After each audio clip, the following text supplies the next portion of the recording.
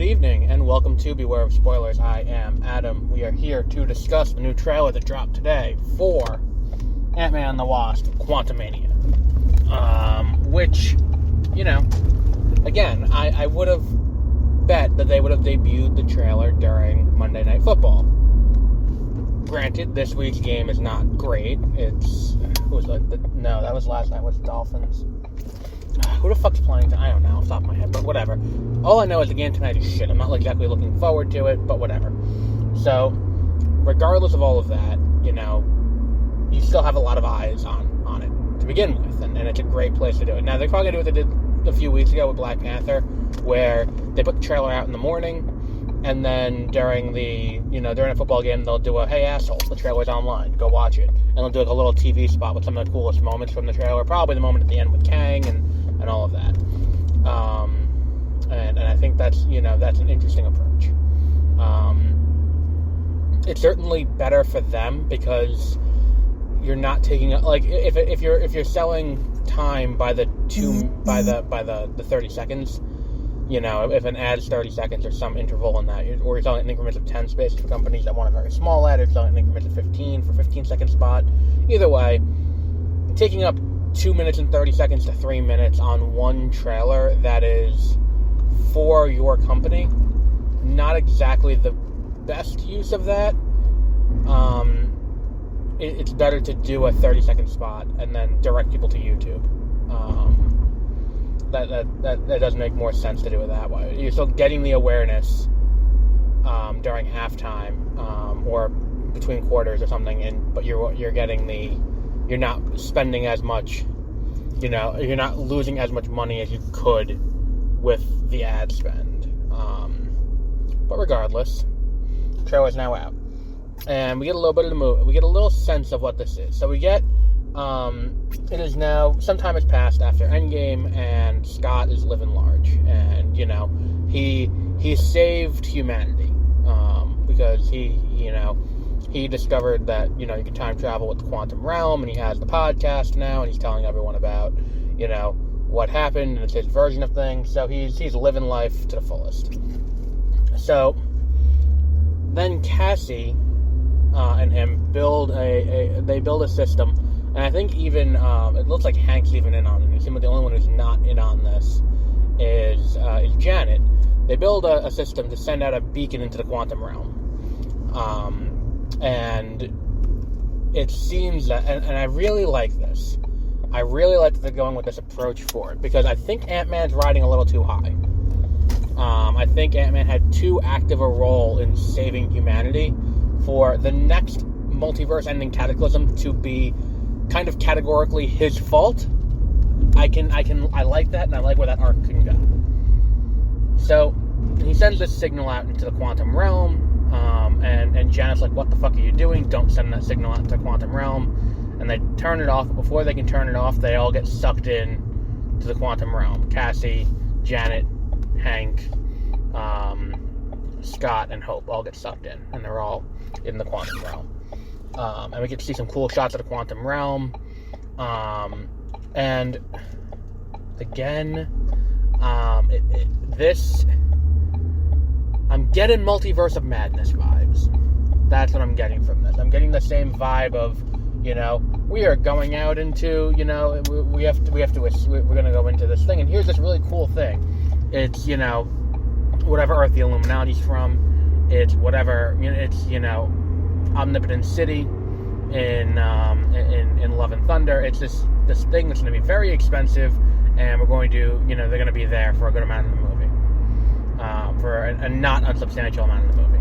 I don't want to say good amount, but it's not going to be a short amount of time that they're in that area. So they're there, and they are. They're trying to, live out. They have to escape. So they go off into, they have to figure out a way to escape. And there's no real earth-ending cataclysm as portrayed in this trailer that goes along with them not escaping. It's just they're trapped there, and they can't guarantee when they'll come out. Because, again, time travel's a thing when you're dealing with the quantum realm. But there's no sense of urgency that they need to escape because something is coming or something is happening that needs their attention in that moment. Besides the fact that they are actively trapped in the quantum realm. And I think the fact that Cassie's there too, I think does take away something to be urgently concerned about. Because if Cassie is there, then Scott doesn't have a drive to get out to go back to Cassie. Because Cassie's with them. Like, is the drive that he needs to get back to Judy Greer? Well, not really, because Cassie's not a little kid anymore. So he doesn't want to, and I think that Cassie being there is great, because we get to see her suit up. She's going to become Stature, and she's going to be one of the Young Avengers eventually, and, all of that's really cool. I like all of that. But my problem still comes back to there isn't really a drive for him to push the escape, without Cassie being on the outside, I don't think. And I think that's going to be where the movie kind of stumbles for me, is that, and again, this is based purely on one trailer. What this trailer is illustrating is that escape is the mission. And if escape is the mission, then they need to come up with a reason why escape needs to be quicker rather than, all right, well, we got time, let's figure this out. And we see in the quantum realm that there's someone, well, we know it's Kang the Conqueror, in a cage, and he escapes the cage.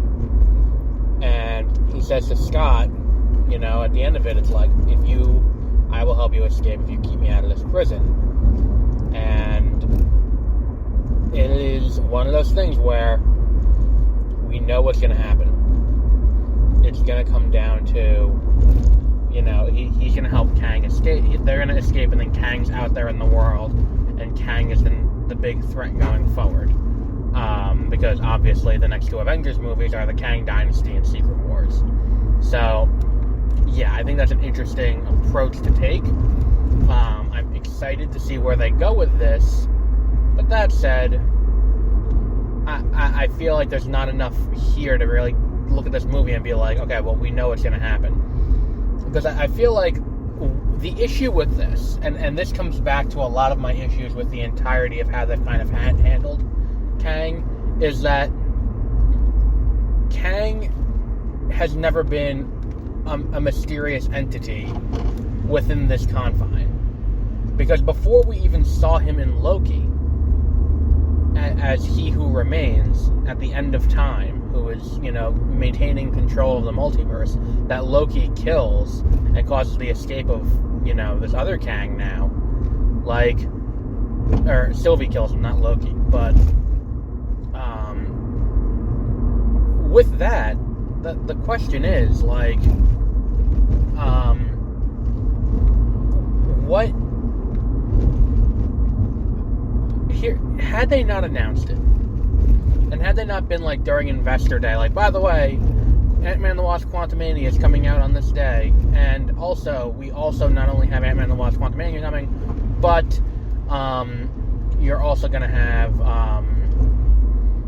in that movie, you're also going to have an appearance from Kang the Conqueror, and Kang the Conqueror will be played by Jonathan Majors, and I feel like that kind of hurt everything going forward. And I feel like that decision to announce that was not relayed to the creative teams or done without consulting the creative teams at Marvel. By the time we get into Loki and we have the introduction of Kang, it's not, let's look at, okay, so who is this? They never call him Kang the Conqueror. They show, they show his backstory, the multiverse, they found each other, and, first it was very, they don't say masturbatory, but masturbatory, where it's look at how smart we are that we figured this out, and then conquest came, and it's I took many things, a scientist, a conqueror, and it's oh shit, alright, so this is happening here, and I wonder how many people would have picked up on Jonathan Majors there as Kang the Conqueror. And then you get to this one, that's a big holy fuck moment. And the thing is, too, I saw an article from comicbook.com saying, today also, Henry Cavill announces that he's back to playing Superman. He's going to play Superman again. And it's I don't think there was ever really someone who was oh, he's not playing Superman anymore. I don't think it was ever like a definitive he's done forever. Like there's reporting, and we'll do an episode about the reporting and all of that, because I think that there's some disingenuousness around that. But whatever. So they said, would this have been like it seems that now that news has eclipsed, the news of Ant-Man and the Wasp: Quantumania, and yes, at the same time you have the cultish Snyder fan base who's going nuts over Henry Cavill. And let's be honest, Henry Cavill coming back to Superman is great. He's a great Superman in a bunch of really shitty Superman movies. So to see him come back and get a chance with a competent director to make a Superman movie, I'm all for that. I'm not saying that's a bad thing. I'm saying that for counting social media engagement, I don't think that's necessarily something that we should be looking at, considering that, like, Snyder got 2, participation trophies at the Oscars because his fan base managed to manipulate social media to get it for him, and we know this is a fact.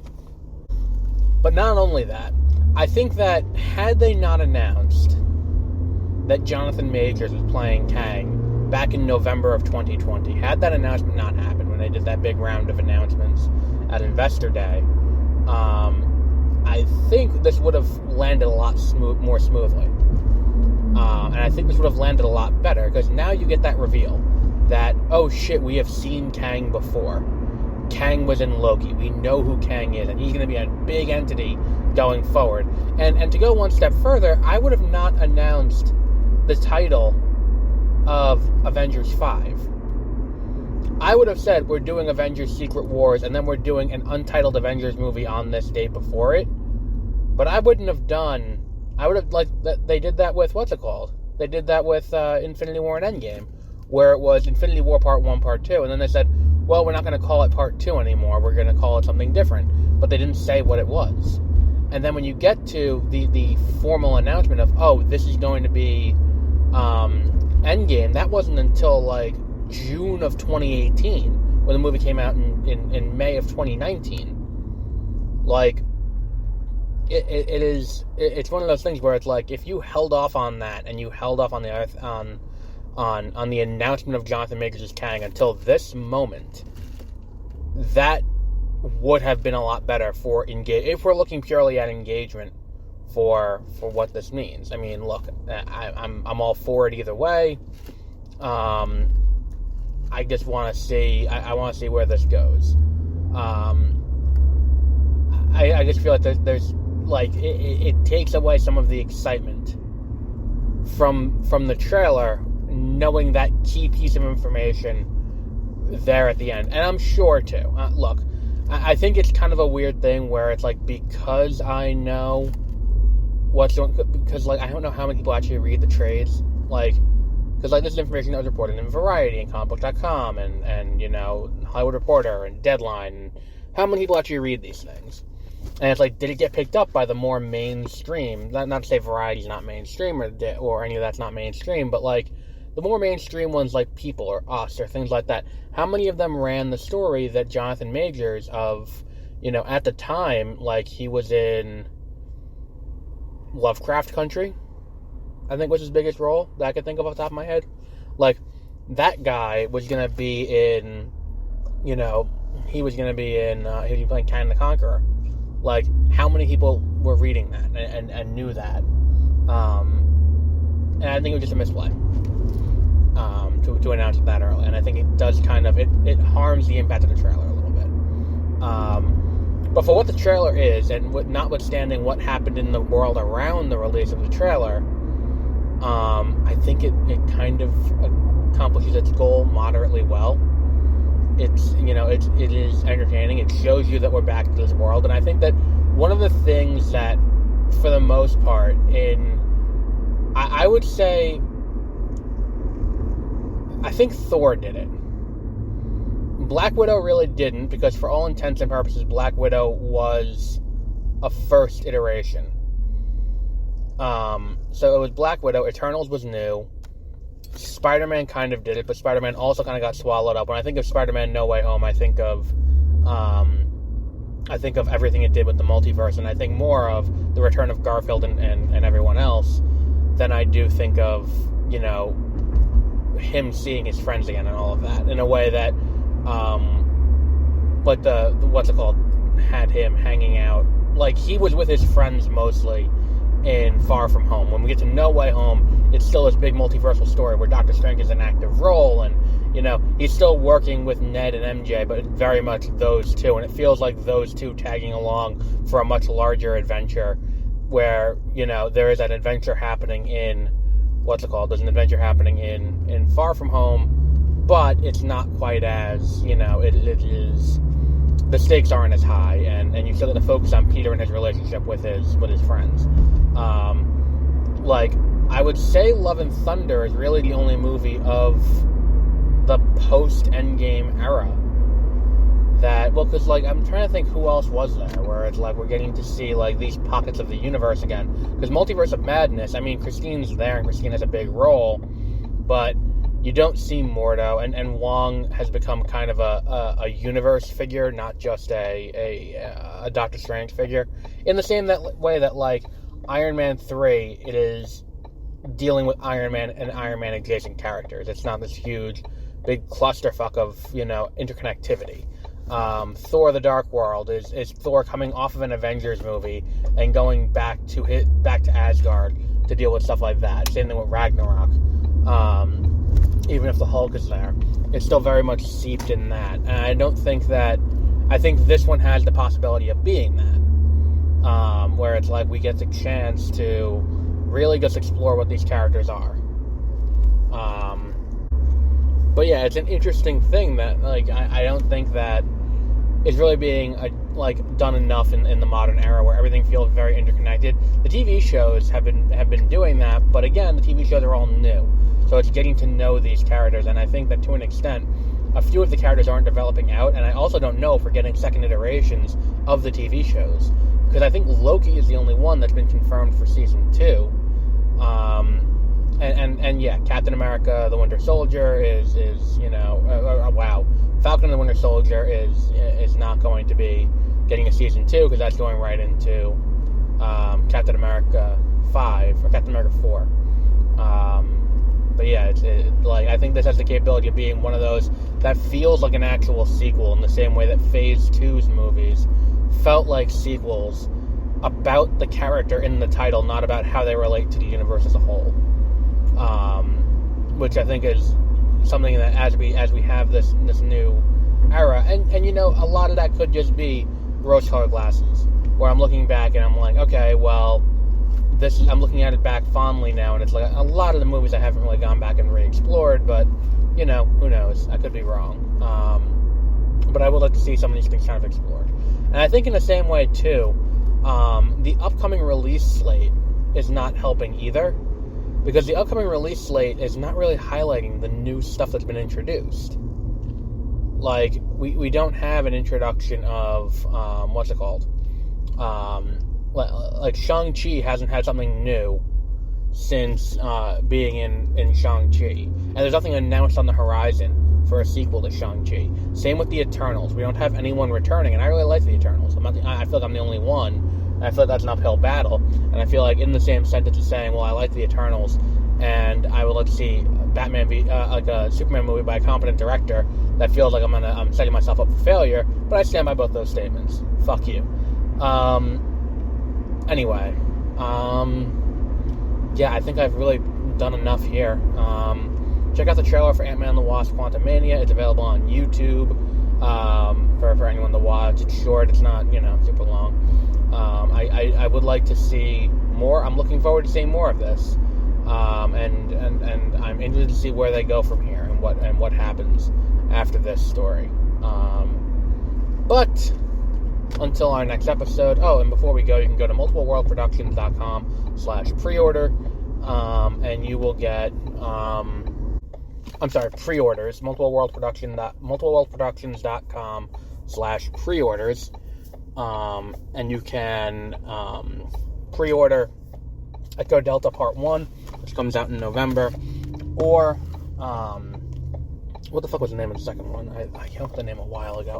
Not Our Past, it is a sequel to Our Past Does Not Define Us. It is called We Are Better Than Our Worst Instincts, and that will be coming out in June. So, Until our next episode, have a great rest of your week.